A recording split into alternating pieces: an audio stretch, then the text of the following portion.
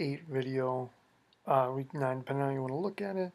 Uh, Still have some of this Oktoberfest left, so, hey, it's going to be good. Folks, if I seem a little distracted, it's because it's 6-6, top of the 10. So, yeah, a little distracted. Can you believe it? Can you believe it? Cubs or Indians are going to win the World Series, and like Cubs were really close, and I blew it. Now the Indians are really close. Can they not blow it? Either way, Joe Carter walk off. Come on. Um, this happening is just like JB being number one again, being one win away from clinching his way to the third playoff in a row. And we all know what that means when he gets into the playoffs. But before we get ahead of ourselves, let's take a look at week 8. Three-time world champion is knocking on the door with an impressive win. Moves to 6-2 over Google Bill, who's now 4-4, tying this series 1-1. Dana, how does it feel knowing you scored like the fourth highest score, but you still lost to the highest scoring team? In what has to be one of the most heartbreaking and gut-wrenching ways to lose, Dingo A.J. Cutler proves to 5-3 over the Tin Curtain 5-3, while Jay Cutler scored through a garbage pass to Zach Miller in like the 5 minutes of the fourth quarter of Monday Night Football to give the Dingo 8 Jay Cutler the victory. This series is tied 4-4. It wasn't pretty, it wasn't beautiful, but a win's a win is a win is a win. Suns out, guns out. Improves to 3-5, defeating Ambulance Bay, who drops Katie down to 3-5.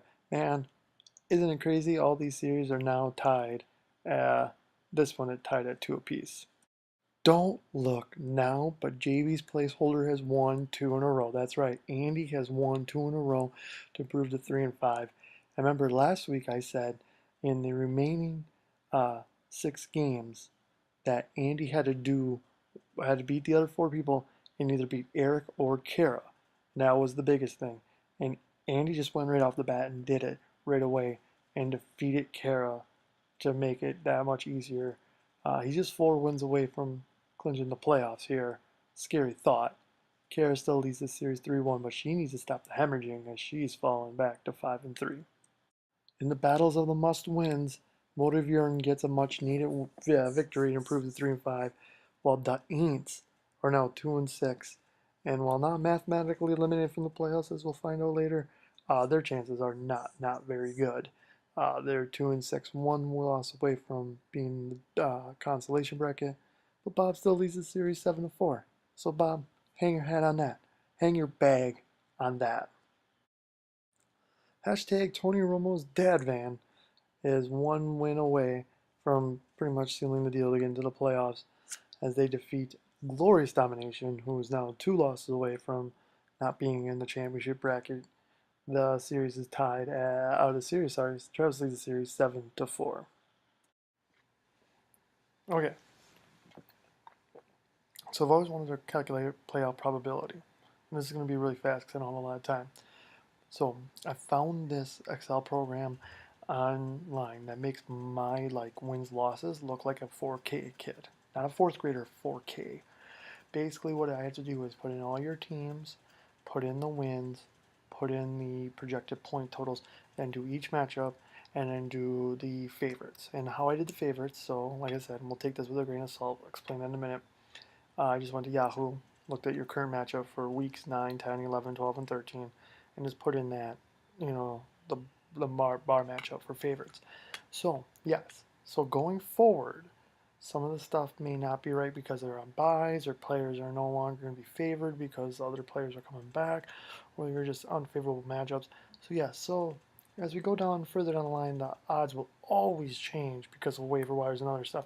But as of this moment, yesterday when I was doing it, this is how it calculated. So it took all that information, and here it is. Here is the playoff probability for each team. I mean, this thing NASA probably made. This is what they used to save Apollo 13.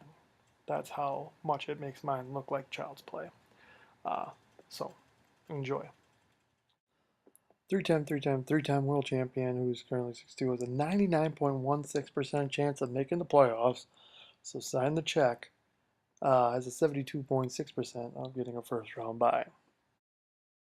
Hashtag Tony Romo's dad van, also 6-2, just slightly below there with a 96.76%. So lock it in. 39.4% chance to achieve that ever so important first round bye. Is at this rate, is Kyle and JB headed for championship rematch number 2? The Tin Curtain, 5-3. Get ready for this. With all the calculations, only 66.2% chance to make the playoffs. The worst chance of anybody right now in the 5-3, 6-2 bracket. And only has a 5.7% chance of getting a first round bye. That means that you're going to be fighting from your way up.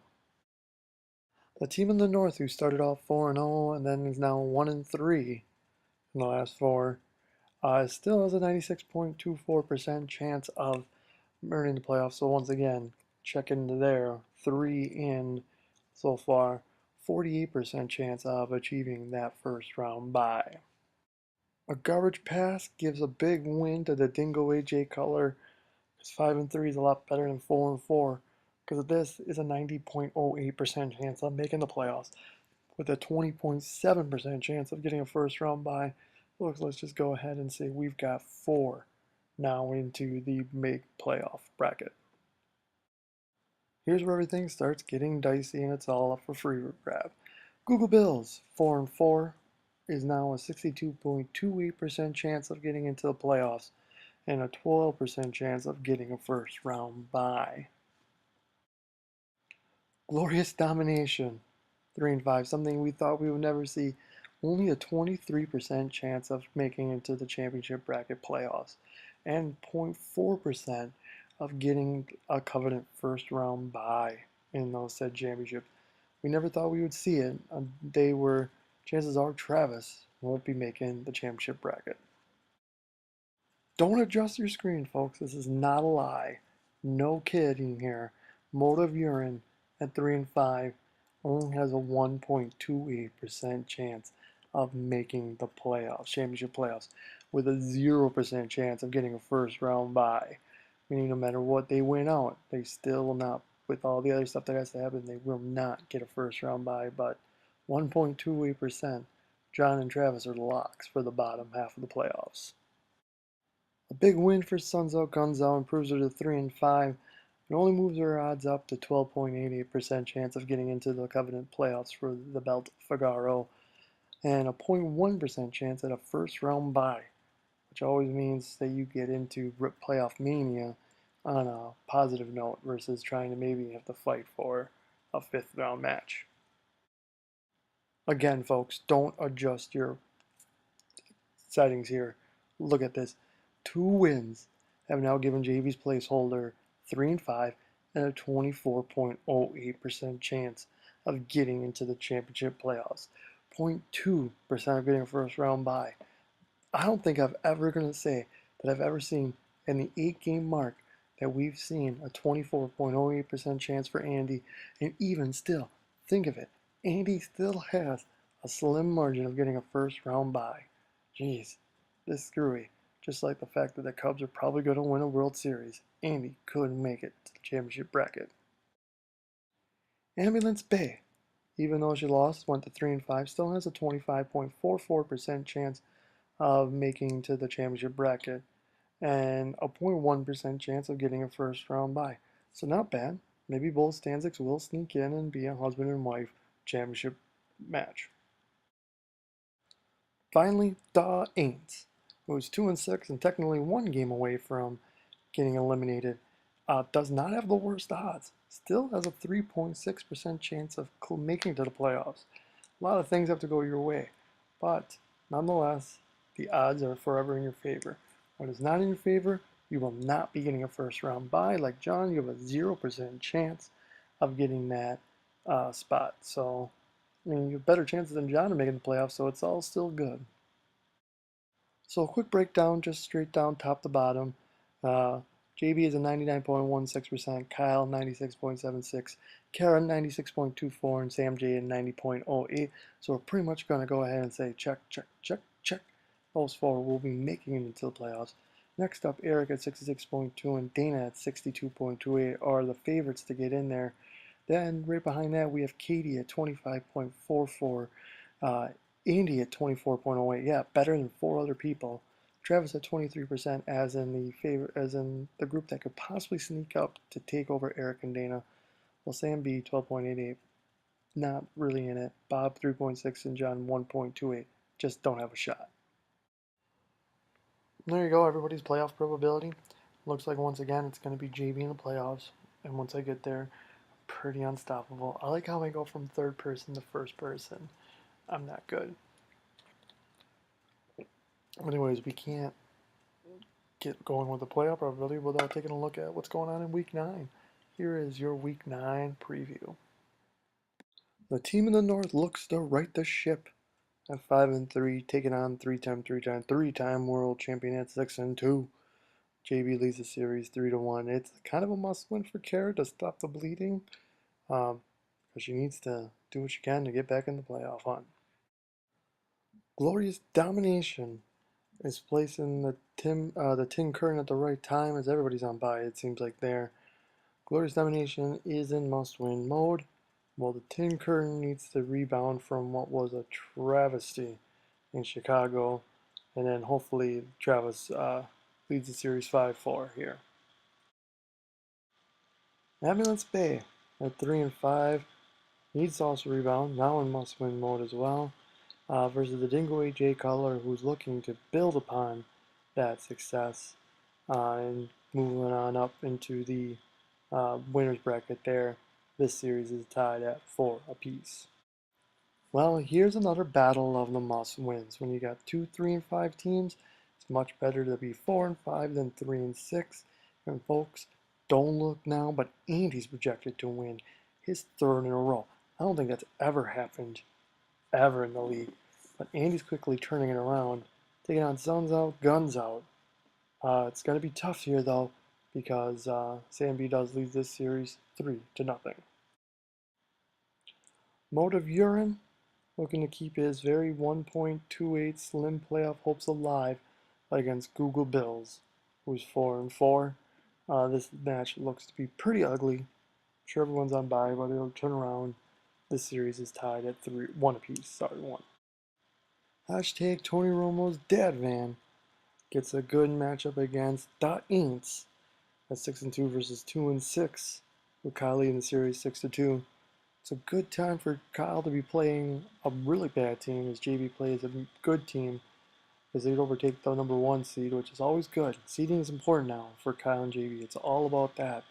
While the Aints, your very, very, very, very slim playoff hopes lie in a game that will probably clinch one for the playoffs and one for the dumper. This week's fantasy profile is Kyle. This week is Kyle, 9th overall, 5th currently.